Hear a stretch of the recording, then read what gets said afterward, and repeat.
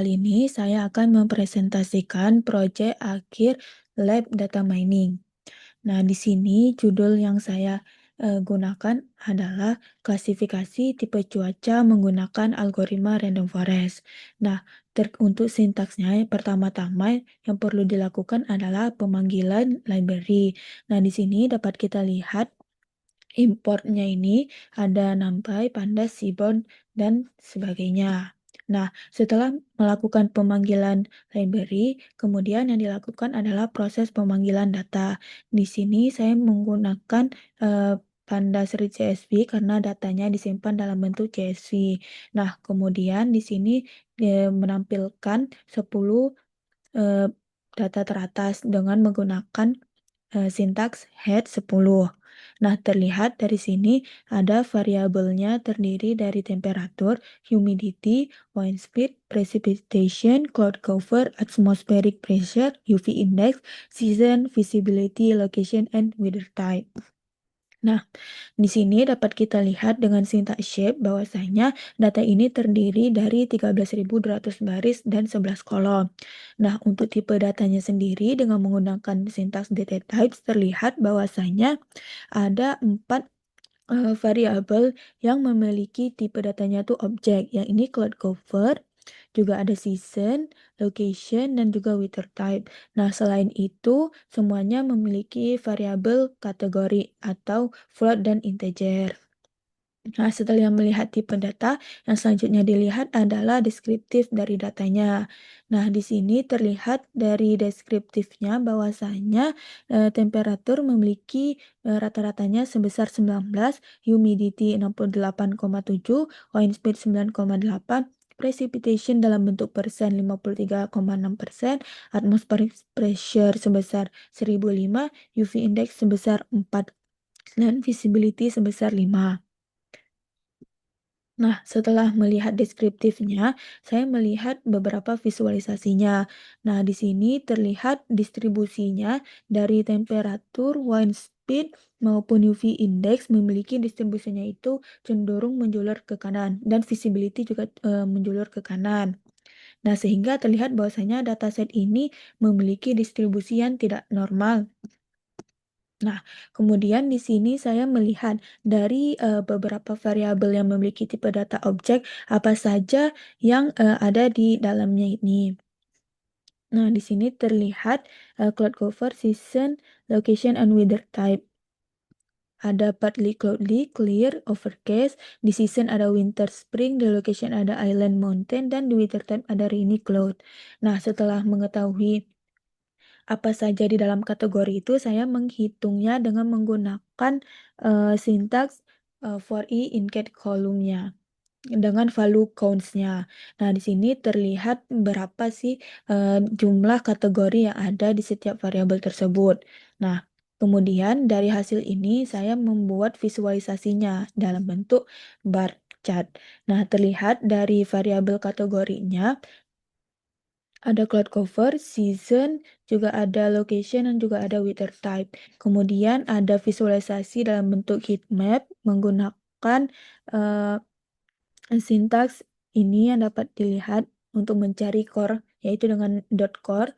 Kemudian preprocessing-nya terdiri dari cek missing value, cek data duplikat, juga cek outlier, dan penanganan outlier.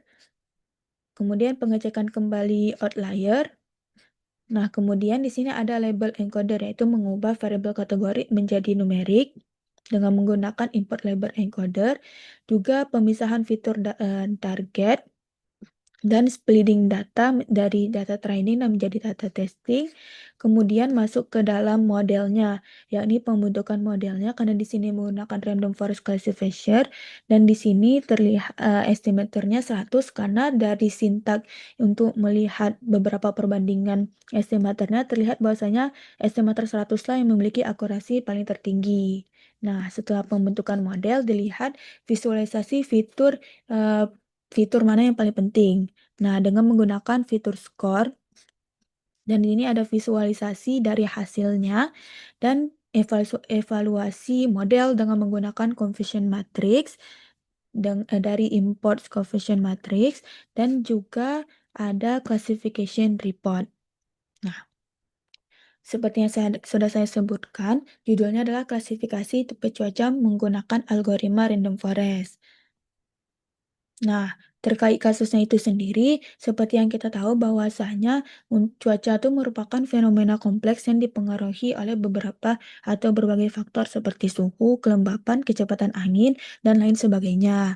Nah, pada laporan ini digunakan dataset yang berisi berbagai variabel untuk mengklasifikasikan kondisi cuaca ke dalam beberapa tipe, yakni rainy, sunny, cloudy, dan snowy. Nah, tujuannya itu untuk apa? Untuk menentukan tipe cuaca berdasarkan karakteristik kondisi cuaca dengan menggunakan algoritma random forest. Sumbernya dari Kaggle. Nah, di sini rumusan masalahnya adalah bagaimana karakteristik data berdasarkan variabel suhu dan lain, bagaimana proses pre-processingnya, bagaimana penerapannya, dan seberapa baik sih kinerja dari random forest itu sendiri. Nah, sebelum masuk ke dalam pembahasannya, di sini metodenya karena menggunakan random forest merupakan klasifikasi untuk mengelompokkan di mana kondisi cuaca ini dengan berdasarkan berbagai karakteristik atmosfer yang diamati. Nah, variabel yang digunakan seperti yang sudah dijelaskan sebelumnya, bahwasanya targetnya itu adalah weather type dan variabel lainnya itu menjadi fitur. Nah, kenapa di sini memilih random forest? Karena seperti yang kita tahu bahwasanya random forest itu dia tuh baik untuk menangani hubungan data yang nonlinear, juga untuk menangani banyak fitur numeri dan kategorikal. Oleh karena itu, random forest lah yang dipilih untuk klasifikasi pada dataset ini. Nah, masuk ke dalam deskripsi dataset. Nah, di sini dataset yang digunakannya terdiri dari 13.200 observasi dengan 11 variabel atau 11 kolom yang menggambarkan kondisi cuaca.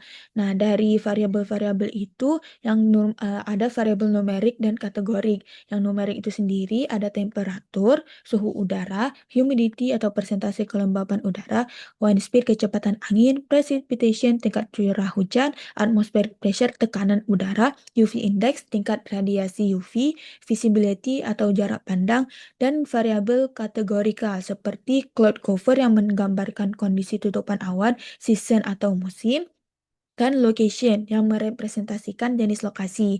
Nah, weather type ini seperti yang sudah dibilang sebelumnya merupakan targetnya atau label klasifikasinya yang terdiri dari 4, yaitu range.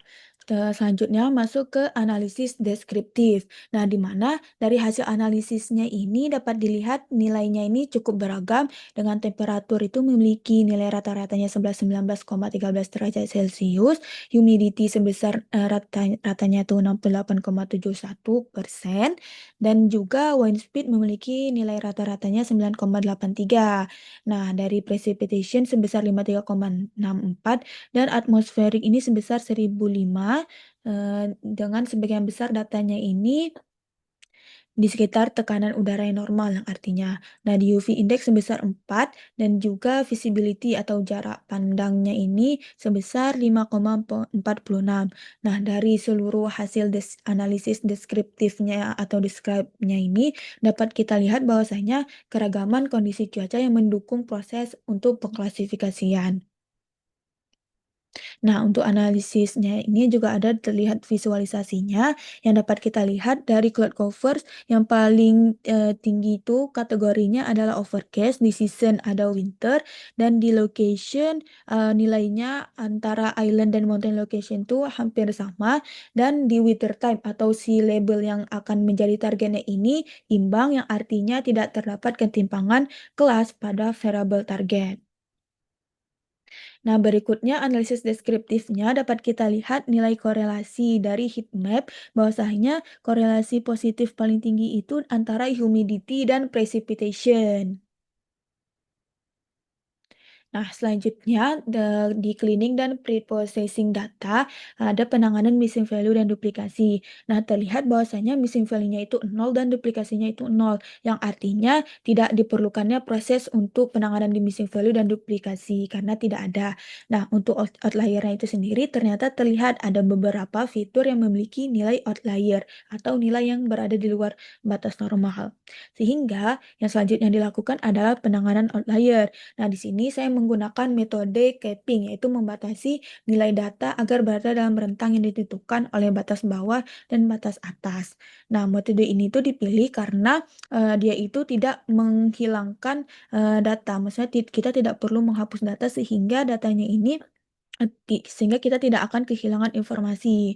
Nah, nilai yang berada di batas bawah atau di batas atas akan disesuaikan di nilai batas terdekat. Nah, misalnya di temperatur ini rentangnya itu -6,50 hingga 7150. Nah, maka nilainya ini akan disesuaikan ke nilai batas tersebut.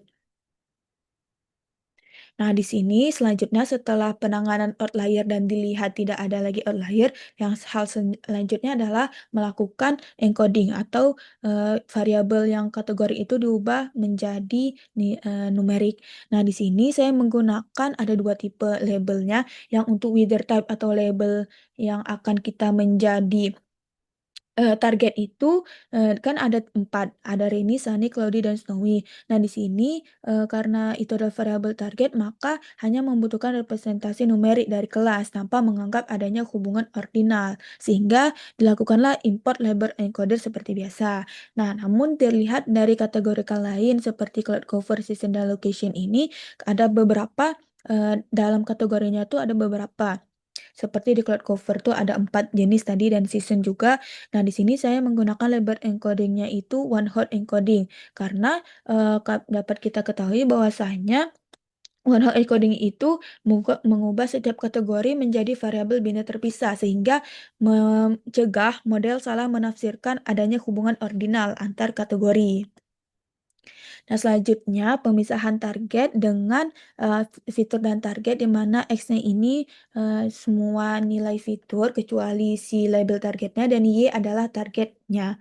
Nah, selanjutnya, pembagian data menjadi data testing dan data training, di mana di sini dapat dilihat, hasilnya ini data trainingnya ini sebesar 8.844 observasi dan data testingnya sebesar 4.356.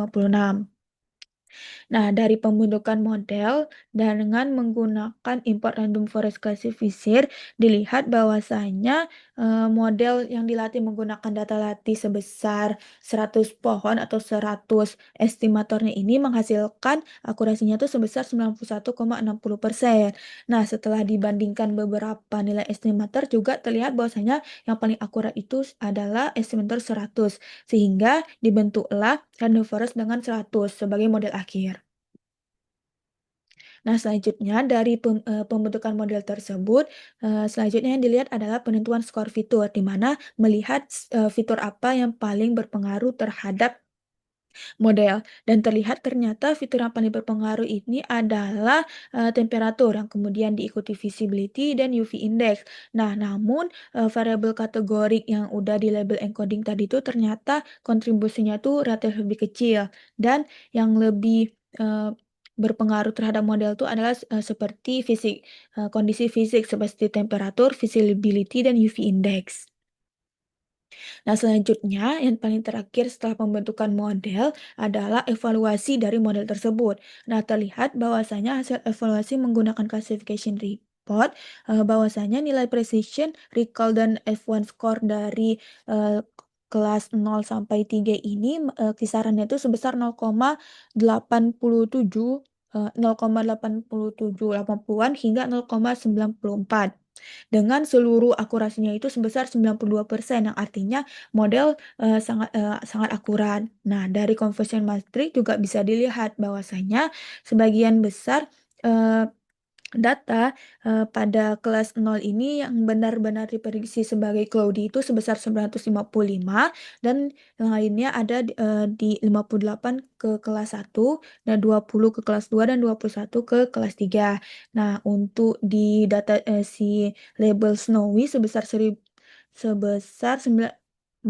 di rainy ada kelas 1 sebesar 956 benar diklasifikasikan dan di kelas kedua ada data snowy sebesar 1055 yang benar diklasifikasikan sebagai snowy dan, weather yang sunny atau kelas 3 yang benar diklasifikasikan sebesar 994. Sehingga secara keseluruhan Hasil ini menunjukkan bahwasanya model Rhinovirus mampu membedakan tipe cuaca dengan baik dan memberikan performa klasifikasi yang stabil pada dataset yang digunakan.